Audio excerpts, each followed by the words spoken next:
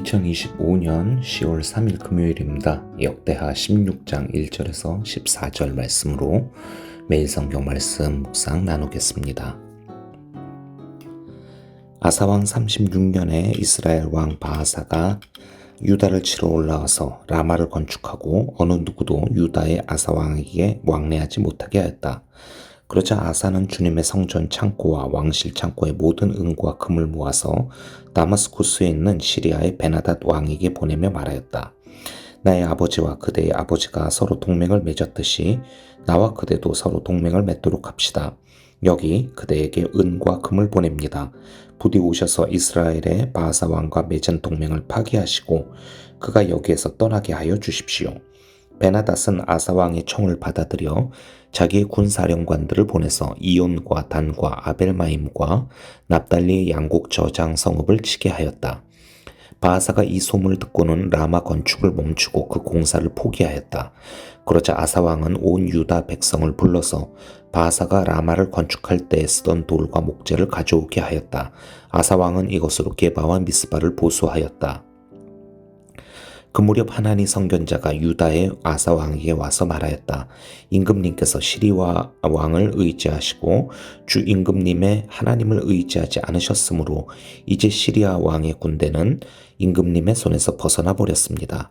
에티오피아 군과 리비아 군이 강한 군대가 아니었습니까? 병고도 군마도 헤아릴 수 없이 많지 않았습니까?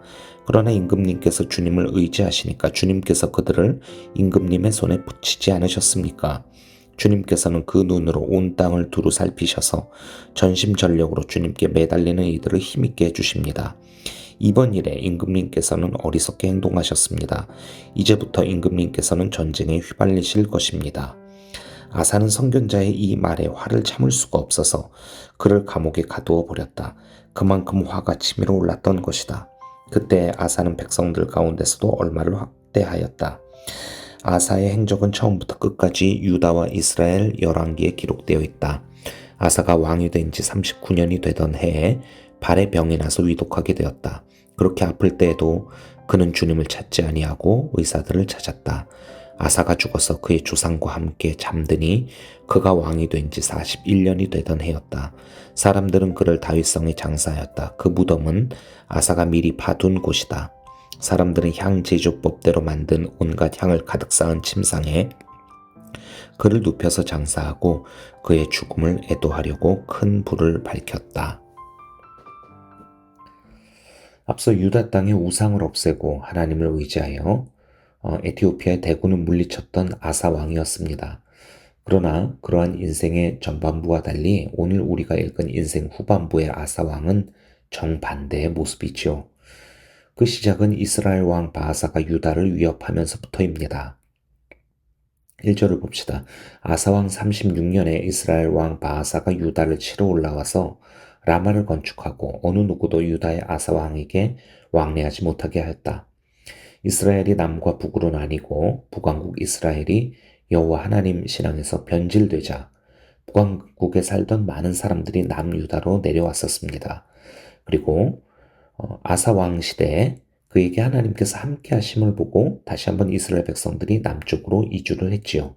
이런 상황에서 여로보암 가문을 죽이고 왕위에 오른 이스라엘 왕 바하사는 그 남쪽 유다 나라로 쏠리는 백성들의 관심을 막기 위해서 그리고 자신의 왕권을 강화하기 위해서 이스라엘 백성들이 유다를 왕래하는 것을 막고자 예루살렘에서 북쪽으로 불과 8km밖에 떨어지지 않은 곳입니다.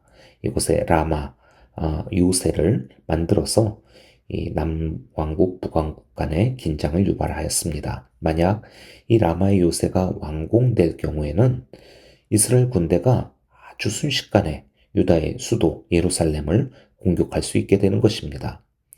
갑작스러운 이런 이스라엘의 도발에 아사 왕은 어떻게 반응하였습니까? 이때 아사 왕은 성전과 왕궁의 재물들을 시리아의 베나닷 왕에게 보내며 이스라엘을 대신 공격해 달라고 부탁을 합니다. 베나닷은 이 아사 왕의 부탁을 듣고 이스라엘을 공격하고 바사 왕은 라마의 그 요새 건설을 포기하고 이 시리아 군대와 싸우는데 온 정신이 팔리게 되지요.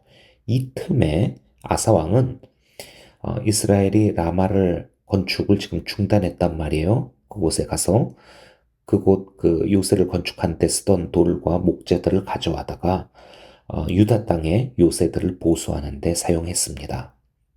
그런데 이때 선견자 하나니가 와서 아사 왕이 하나님을 의지하지 않았다. 시리아 왕을 대신 의지했다. 이렇게 비판을 하게 됩니다. 아사 왕이 분노해서 하나님 선견자를 감옥에 가두고 또 이런 또 아사 왕의 모습에 대해서 그리고 하나님 선견자를 편드는 또 백성들이 있었겠죠. 이들까지도 학대하였다고 본문이 기록하고 있습니다. 자, 여기에서 이런 아사 왕의 행동을 우리는 어떻게 이해해야 할까요? 일단은 아사 왕의 입장에서 한번 생각해 보도록 하겠습니다. 앞서 역대하 14장을 보게 되면은 에티오피아의 그 100만 대군이 공격을 해왔지 않습니까? 아사가 이때 하나님께 간절히 기도하면서 하나님을 의지하고 그렇게 싸워서 승리를 했습니다. 그리고 많은 전리품을 또 확보하게 되었지요. 그런데 그때 그 전투를 보게 되면은 에티오피아 군대가 지금 유다 땅을 공격해 쳐들어 들어오는 상황이었었어요. 그러니까 어쩔 수 없이 전투를 치를 수밖에 없는 그 상황에서 지금 그때 아사가 하나님께 그렇게 간절히 의지하면서 기도하였던 것이었죠. 그런데 지금 같은 경우는 조금 경우가 이제 다르겠죠. 어, 이스라엘이 예루살렘 가까운 곳에서 지금 요새를 짓는 중입니다. 하지만 아직 전투를 시작한 것은 아니에요. 아사왕 입장에서는 전쟁이라는 것이 일어나게 되면은 사실 승패를 예측할 수가 없는 것이고 또 어쨌든 싸우게 되면은 자기 나라의 군사와 백성들이 죽거나 다치게 되는데 이것을 피할 수 있는 방법이 만약에 있다고 한다면은 그것을 시도하고 싶지 않았겠습니까? 마침 앞선 전쟁의 그 승리로 지금 재정도 넉넉하거든요. 그 돈으로 시리아의 군대를 끌어들여서 이스라엘을 공격하게 하고 그 사이에 이제 이 라마의 건축 현장이 이스라엘 군대가 빠지게 되는 그 틈을 타서 가서 그 건축 자재들을 가져와다가 또 유다의 요새를 보수하는데 쓰면은 이렇게 되면은 이제 유다 입장에서는 아무런 피해가 이제 발생하지 않는 것이죠. 비용이 비록 지출이 되기는 했지만은 그 비용으로 자국의 백성들을 죽음에서 살려내고 죽지 않게 하고 다치지 않게 하고 그리고 또 적인 이스라엘은 혼내주고 건축 자재들을 또 공짜로 획득하는 거 아니겠습니까? 그러니까 시리아 군대를 사는 데 썼던 비용도 또 어느 정도 이렇게 해결이 되고 또 유다의 국방 강화에도 성공을 하게 되고 아무리 생각해도 아사왕이 굉장히 잘한 거 아니겠습니까? 아사왕 입장에서는 진짜 내가 너무 잘했다. 나처럼 지혜로운 왕이 세상에 또 어디 있겠냐 하면서 또 많은 또 이제 백성들이나 또 신하들이 또 얼마나 또 이 아사왕을 또 찬양을 했겠습니까? 기분이 굉장히 좋았겠죠.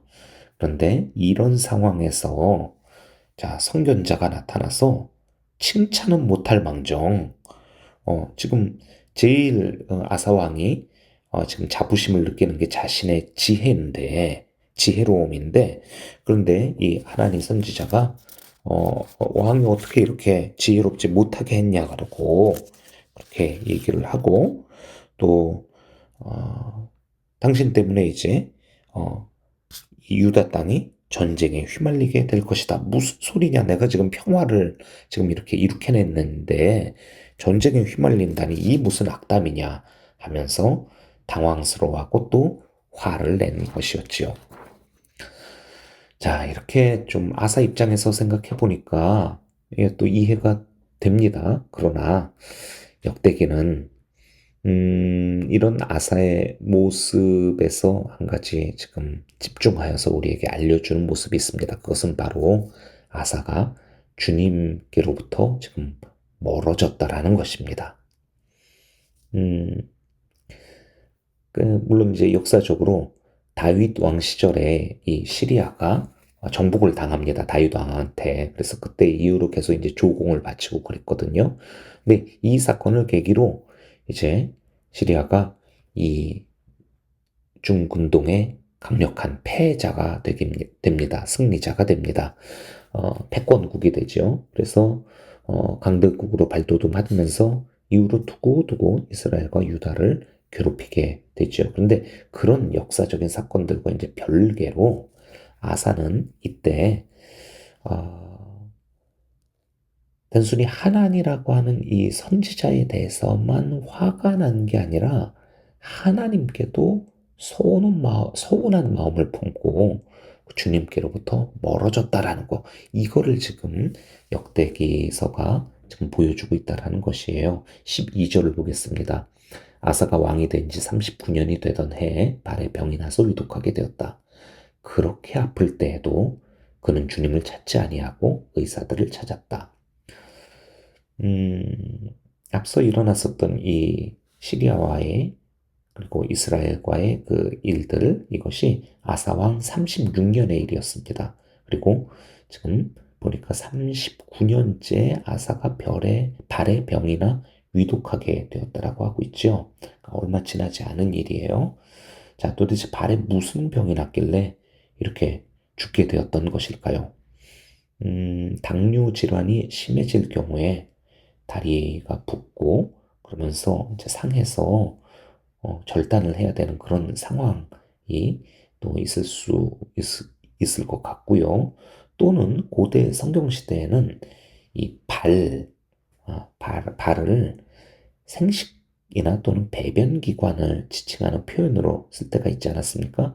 예를 들어서 사사기에서 에훗이 에글론 왕을 죽일 때, 또 사무엘서에서 사울 왕이 다윗을 잡으러 다닐 때, 이 대변을 볼 때 이 대변을 보는 것을 발을 가린다라는 말로 표현했었던 거 기억하시죠? 그러니까 지금 발의 병이나 위독하다라고 하는 것은 어쩌면 뭐 직장이나 대장, 암과 같은 그런 중한 병이 걸린 것일 수도 있겠습니다. 뭐, 아무튼 지금 아사는 굉장히 생사가 위독한 상황이 되었는데, 그럼에도 그가 주님을 찾지 않고 의사들을 찾았다라고 그렇게 기록하고 있습니다. 아니, 의사를 찾을 수는 있는데, 그런데 지금 역대기하가 어, 의사를 찾으면서도 주님을 찾으면 되는 건데, 찾을 수 있는 건데, 주님을 찾지 않았다. 이 표현을 지금 이렇게 쓰고 있죠. 아사 왕은 하나님께 회개하거나 간구하지 않고, 지금 어떻게 해서든 자기의 힘으로 살려고 애쓰고 있었던 것입니다.